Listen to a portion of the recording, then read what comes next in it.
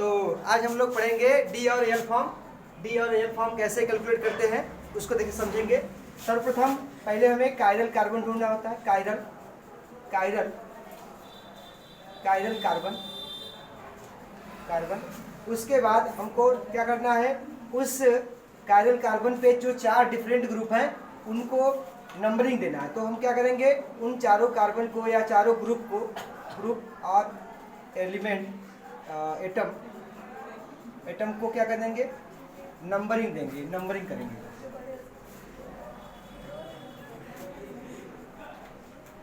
Numbering according to किसके according, atomic number के according, atomic number परमाणु क्रमांक के अकॉर्डिंग।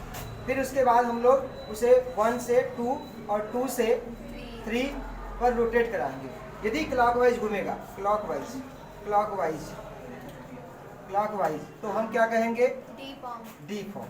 यदि एंटी क्लॉकवाइज घूमता है लाइट तो एंटी क्लॉकवाइज तो क्या कहेंगे, एल फॉर्म कहेंगे। ठीक, इसी पे हम लोग बात करते हैं। जैसे इस प्रकार से कार्बन है CH3 CH2 CH3, यहाँ पे है CHO, यहाँ पे है OH।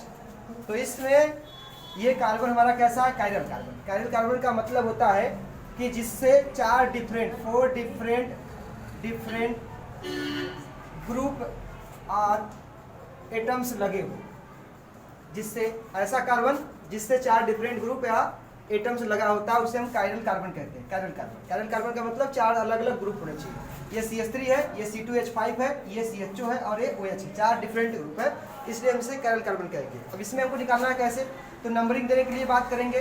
तो नंबरिंग किसको पहले देंगे, यहाँ पर जो जिसका एटॉमिक नंबर ज़्यादा होगा पहले उसको नंबर देंगे। तो सबसे पहला काम क्या है, ऑक्सीजन इससे जुड़ा है, इस कार्बन से ऑक्सीजन जुड़ा है, इस कार्बन से कार्बन जुड़ा है, इस कार्बन से कार्बन जुड़ा है और यहाँ से कार्बन जुड़ा है। तो यहाँ हम लोग इसको 1 नंबर दे देंगे। उसके बाद इस सब में देखेंगे तो इस कार्बन के पास हमारा ऑक्सीजन है, इन दोनों के पास ऑक्सीजन नहीं है तो इसको 2 नंबर दे दिया जाएगा। फिर उसके बाद हमको क्या करना है, इस वाले को कार्बन की श्रृंखला एक ही, इसमें 2 है तो इसको हम लोग 3 नंबर और इसको 4 नंबर। और इसमें आपको एक पॉइंट और समझना है कि जो पहला या चौथा ग्रुप होना चाहिए, पहला या चौथा जो ग्रुप हो वो टॉप या बॉटम पे होना चाहिए, बॉटम पर। ठीक, टॉप या बॉटम पे होना चाहिए, तभी हम उसको निकालेंगे। तो यहाँ देखेंगे चौथा ग्रुप हमारा और पहला दोनों में से कोई भी है, दोनों भी है टॉप और बॉटम पे। तो इसको रोटेट करा लेंगे 1 से 2 पर, 2 से 3 पर। तो एक हमारा कैसा घूम रहा है, क्लॉकवाइज की एंटी क्लॉकवाइज, एंटी क्लॉकवाइज क्या कहेंगे हम लोग, एल फॉर्म कहेंगे। ठीक, ये हमारा एल फॉर्म हो जाएगा। ठीक, इसी प्रकार से हम लोग एक दूसरे यौगिक को निकालते हैं, जैसे CH3 CHO COOH और यहाँ पर NH2। तो इसका हम लोग कैसे कैलकुलेट करेंगे, इसको इस कायरल कार्बन को देखेंगे तो यहाँ हमारा पहला कार्बन, पहला नाइट्रोजन है, एटॉमिक नंबर इसका ज़्यादा होगा तो 1 नंबर। फिर यहाँ देखेंगे तो यहाँ 2 ऑक्सीजन वाला है तो इसको हम लोग 2 नंबर दे देंगे, इसको 3 नंबर और इसको 4 नंबर। अब पहला और चौथा टॉप और बॉटम पे नहीं है तो हम इसको चेंज कर लेंगे, चाहे इन दोनों को चेंज कर लो, चाहे इन दोनों को चेंज करेंगे तो ये दोनों आपस में चेंज हो जाएंगे। तो क्या बन जाएगा हमारा, यहाँ हो जाएगा, नंबर केवल लिख देते हैं या फिर पूरा लिख देते हैं, बनाई देते हैं उसको। या क्या करेंगे, ये CHO यहाँ चला आएगा, CHO और यहाँ CH3 हो जाएगा, यहाँ पर COOH हो जाएगा और यहाँ पर NH2 हो जाएगा। तो इसमें हम लोग देखेंगे कि हमने इसको 1 नंबर दिया था, इसको 2 नंबर, इस वाले को 3 नंबर, इसको 4 नंबर दिया था। तो हमें 1 2 3 घुमाना है, 1 2 3 का अर्थात क्या हो जाएगा, एल फॉर्म हो जाएगा। अच्छा, इसको घुमाते डायरेक्टली, इसको डायरेक्टली घुमाते तो क्या बनता हमको, 1 2 और 3, मतलब हमको मिलता D, लेकिन D ना होकर क्या होता है, ये उल्टा हो जाता है, क्योंकि ये पहला और चौथा में से कोई भी एक ग्रुप क्या है, टॉप या बॉटम पे नहीं है, इसलिए ये एल फॉर्म हो जाता है। D जो आता है उसका इन्वर्स हो जाता है। ये हमारा क्या है, D और एल फॉर्म के लिए। अब इसी प्रकार से हम लोग इसमें R और S के बारे में पढ़ेंगे, R एंड S कॉन्फ़िगरेशन।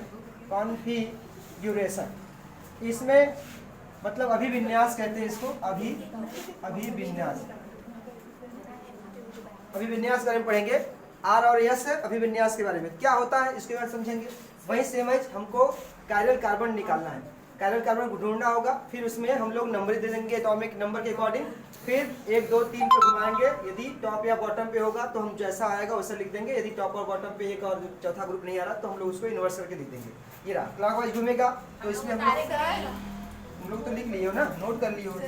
वहाँ पे आप NH2 को एटॉमिक नंबर पे 1 दे दिए, COOH में 2 का ऑक्सीजन था, तो उसको 1 नंबर देना चाहिए था ना। किसको?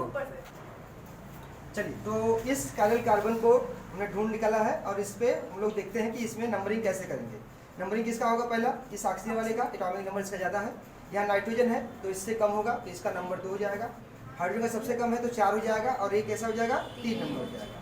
तो पहला और चौथा कोई भी टॉप या बॉटम पे है, चौथा टॉप में बॉटम पे, तो जो आएगा वही लिख देना है। मतलब घुमाइए इसको 1 से 2 पर और 2 से 3 पर, तो कैसा घूम रहा है? ये कैसा घूम रहा है? क्लॉकवाइज घूम रहा है और एंटी क्लॉकवाइज, तो हमारा क्या हो जाएगा यहाँ पर? एंटी क्लॉकवाइज के लिए एस, तो यह यस हो जाएगा। इसी प्रकार से ग्लूकोज की, तो ग्लूकोज का जो स्ट्रक्चर होता है कुछ इस प्रकार से होता है, आपको ध्यान रखना है।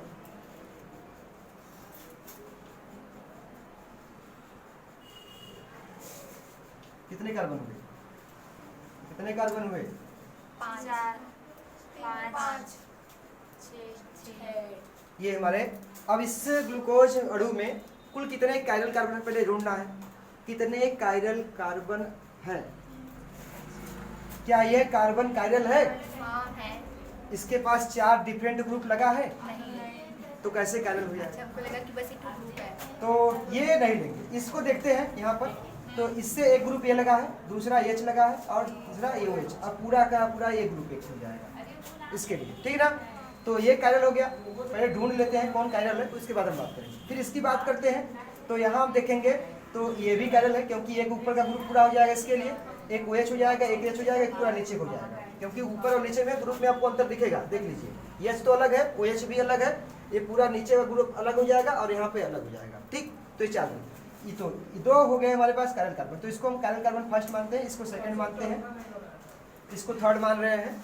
तो इस कायरल कार्बन पे देखते हैं, तो यहाँ पर एक OH है, एक H है और इस ऊपर का ग्रुप अलग है और नीचे ग्रुप अलग है, ठीक। कैसे देखेंगे उसे? अब ये रहा चौथा कायरल कार्बन, मतलब ग्लूकोज अणु में कुल 4 कायरल कार्बन अणु होते हैं, जो कि यह BHU के अंतर्गत एक बार क्वेश्चन पूछा गया है कि कुल कितने कायरल कार्बन है और उसके साथ इन चारों की कॉन्फ़िगरेशन क्या है। या तो आपको नंबर देकर बता देगा, पूछ लेगा 1 है कि 2 है कि 3 है कि 4 है, तो आपको बताना होगा कि किसके बारे में बात करें। तो हम लोग इसको थोड़ा इरेज करते हैं और फिर उसके बारे में बात करेंगे, ठीक। तो हमको ध्यान रखना है, क्लॉकवाइज होगा तभी यस हमारा आर होगा, क्लॉकवाइज होगा तो क्या कर देंगे? एस करेंगे। तो इसी रोटेट करेंगे, उसी पर देखते हैं क्या बनता है। तो पहले हम इसको लिखते हैं, इस पहले के लिए पहला बनाते हैं। ये पहला कायरल कार्बन है, तो यहाँ H है, नंबरिंग दे देते हैं। H का क्या आएगा? सबसे लास्ट, मतलब चौथा आएगा, चौथा इधर है, चौथा लिख दिया, ठीक है ना। पहले लिख के जाते हैं, एक बार बता देते हैं।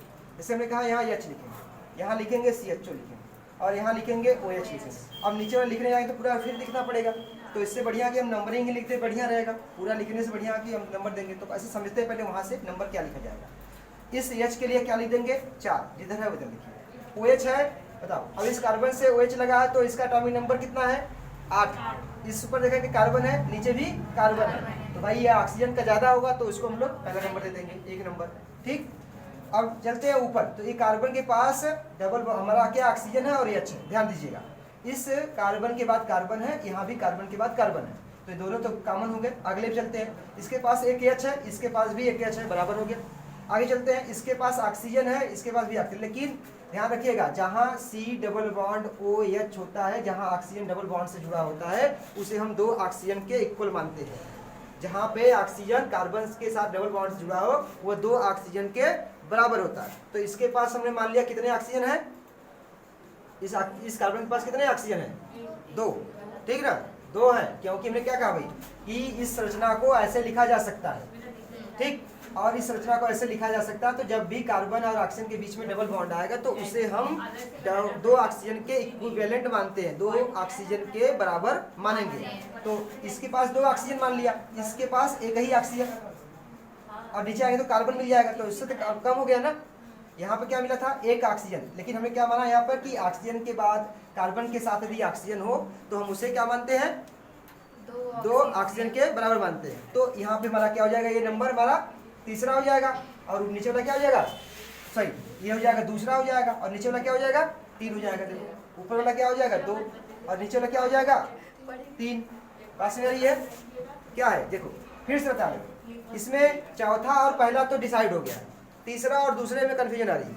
हम देखेंगे इस कार्बन के बाद कार्बन है, इसकी संरचना ऐसी बनेगी ना, इसकी संरचना ऐसी बनेगी। तो ध्यान रखना इस कार्बन के बाद एक कार्बन है, इस कार्बन के बाद एक कार्बन है, ठीक। फिर यहाँ पे कार्बन के बाद हमारा क्या है H है, इसके पास भी H है, ठीक है बिल्कुल हो गया। इस कार्बन के पास डबल बॉन्ड ऑक्सीजन है जो कि 2 ऑक्सीजन के इक्विवेलेंट बना जाता है।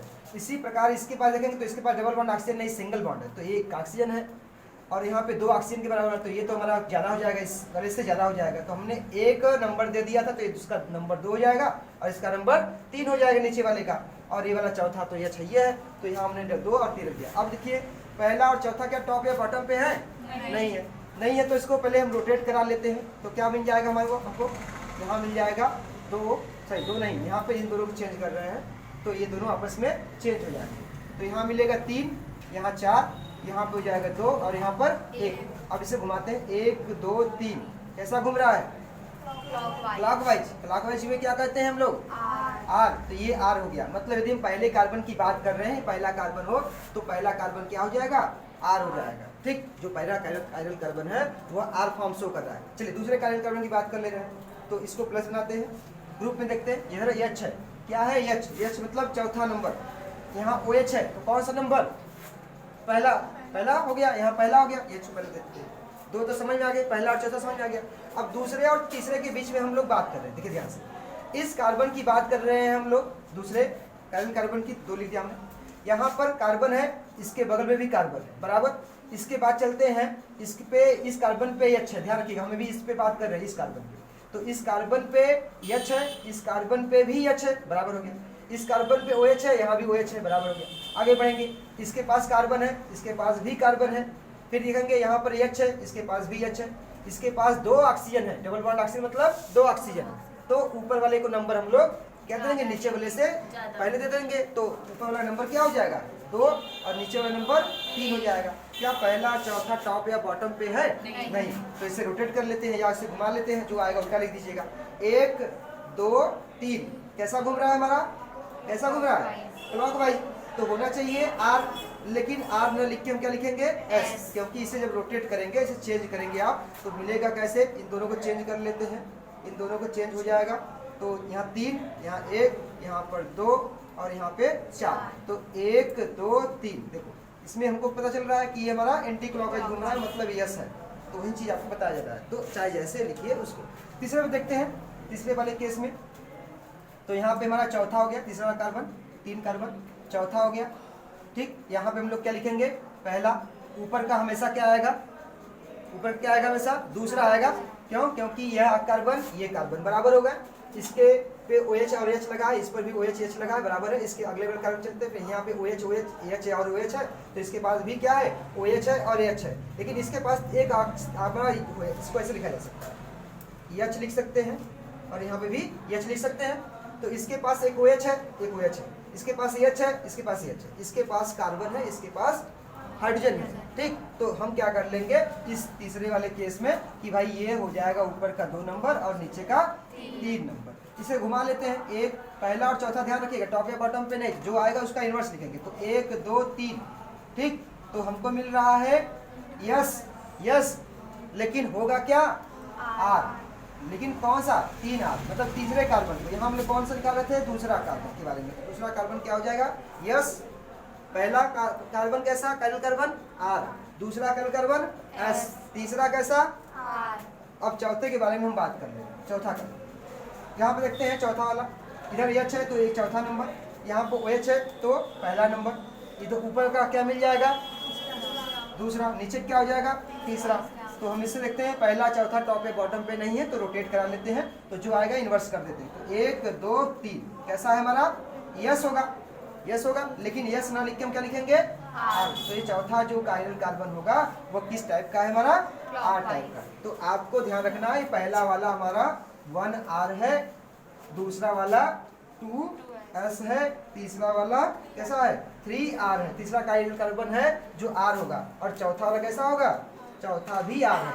तो ये हमने चारों कायरल कार्बन ग्लूकोज के कैलकुलेट कर लिए कि ये कैसे होंगे। ठीक, तो मिलते हैं नेक्स्ट वीडियो में फ्रक्टोज के स्ट्रक्चर के साथ।